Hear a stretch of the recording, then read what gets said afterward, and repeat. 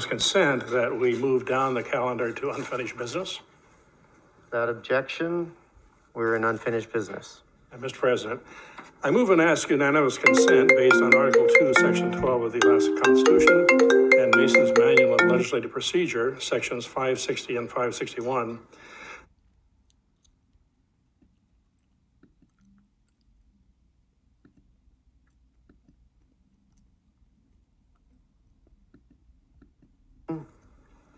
Senator Stevens. Mr. President, I move and ask unanimous consent that we move down the calendar to unfinished business. Without objection, we're in unfinished business.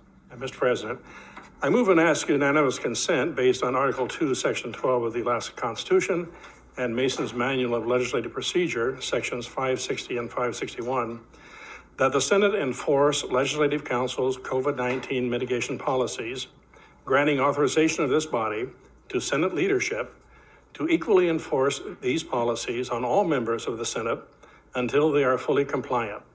This enforcement authorization includes the use of all Senate space and resources.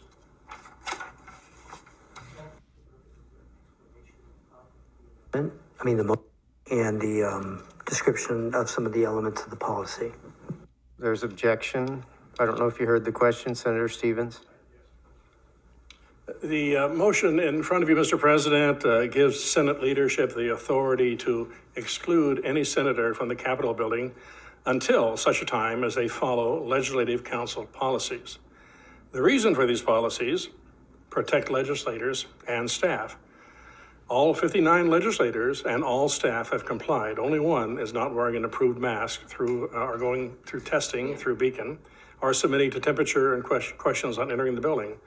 This is a concern to all of us. Staff has expressed fear. Others have talked of early retirement. We are all employers. We come under federal law, Mr. President. We are responsible for protecting our employees, for keeping them safe. Right now, not wearing an approved mask does not protect them. Rather, it puts them in jeopardy. This misbehavior has not only taken up the Senate's time, but now also the other body. We have reached the point where it must be dealt with. We can no longer, in good conscience, ignore it.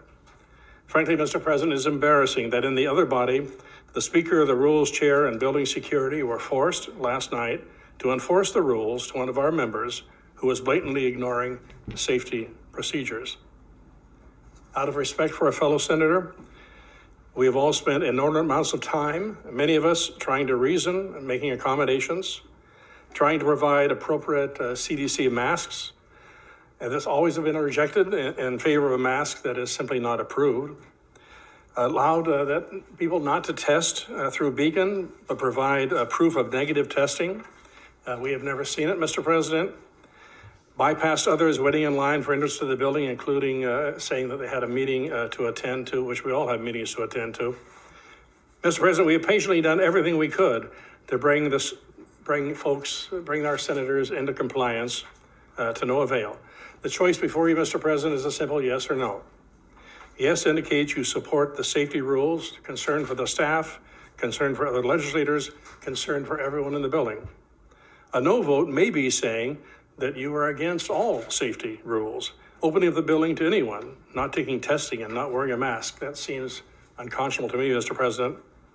Hopefully soon we will get beyond this, beyond the problem we're facing with COVID-19. We have people in quarantine, in the hospital, Mr. President. Today we have 6 people testing positive, 2 have quarantined, 1 of whom is in the hospital, is hospitalized. Things could be worse, Mr. President. They certainly could, but they aren't because we have enforced the very rules we are talking about right now.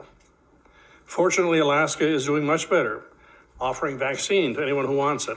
And I'm looking forward to the day we can remove all of the rules, but we are not there yet. Even if we get everyone vaccinated in this building who wants a vaccine, we are still a long way off from complete freedom. We still must observe precautions. I suspect we will still need to take great care right up to the last day of this session. There is still danger out there. 500,000 Americans have died of COVID. 300 Alaskans have died. We cannot just ignore these threats. Mr. President, this is a difficult motion for me to make. It falls to the Rules Chair to make it. In my 21 years in the legislature, I've never seen any Rules Chair or any senator have to make such a motion. I have great respect for all senators, even the member who is making my life rather difficult at this moment. I consider her a friend, but we can no longer abide the behavior. We have tried to dissuade her, offered easier ways out than we have offered others, all to no avail. The time has come, Mr. President, for decisive action. None of us want to take it, but we must, for the safety of all of us. Through this motion, we are allowing Senate leadership to exclude a senator from this building. An extraordinary action, Mr. President, unprecedented, but necessary. So how can this be remedied? How can a senator return to the building? It's amazingly simple. Do what everyone else is doing. 1, wear an approved mask, as all the rest of us are doing. 2, test twice a week, as all of us in this building are now doing. And 3, have your temperature taken to enter the building, as all of us are now doing. These are simple enough requirements, Mr. President. They protect each of us, both the people you are around, as well as yourself. I ask for your support in this difficult time. Thank you, Senator Stevens. Senator Begich? I withdraw my objection at this time, Mr. President. Thank you, Mr. Minority Leader.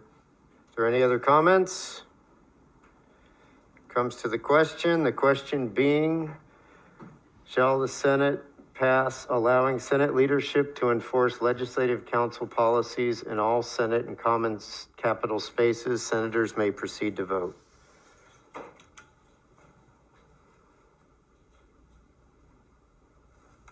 Has any senator failed to vote?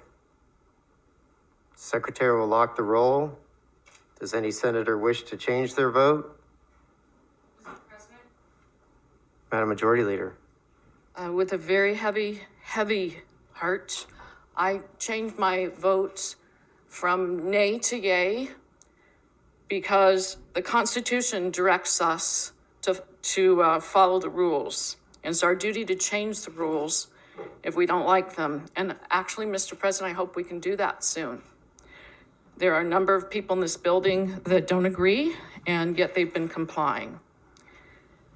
Because this provision will ensure that every senator can still represent their district, be able to vote in this chamber, and participate in committee hearings, we are not robbing anyone of that constitutional right that they have. I am changing my vote from nay to yay. Does any other senator wish to change their vote? Secretary will record the vote. Secretary will tally the vote. 18 yeas, 1 nay.